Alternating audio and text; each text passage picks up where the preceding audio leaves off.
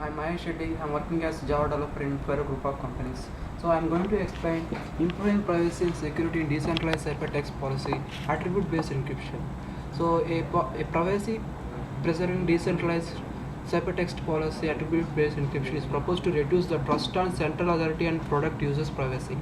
So in our PPDCP ABE scheme, each authority can work independently without any collaboration to initial the system and issue secret keys to the users. So furthermore, any user can obtain secret keys for multiple authorities without the knowing anything about the global identifier and attributes.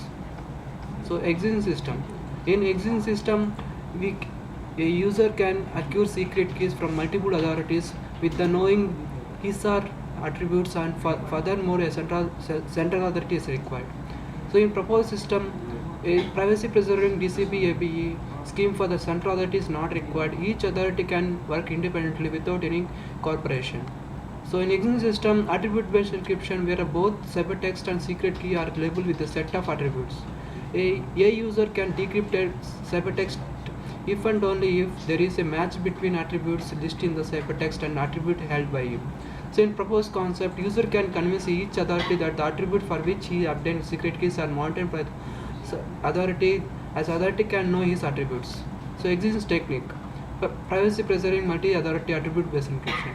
Proposed technique is privacy preserving decentralized attribute-based encryption. So for existing system technique definition, so to improve upon the scalability of above solution, one-to-many encryption methods such as ABE can be used. So for proposed system technique definition is, so in ciphertext policy attribute-based encryption scheme, each user private key is associated with a set of attributes representing their capabilities.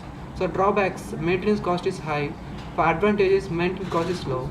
So in drawbacks, security and integrity is low, and disadvantage of fully distributed approach is the performance degradation.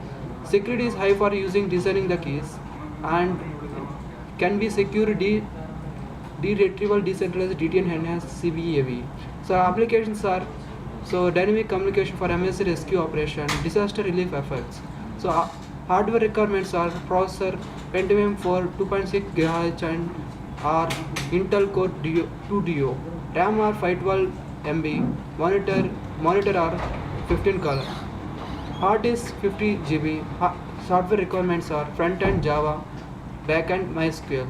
Operating systems are Windows 7, IDE, Eclipse.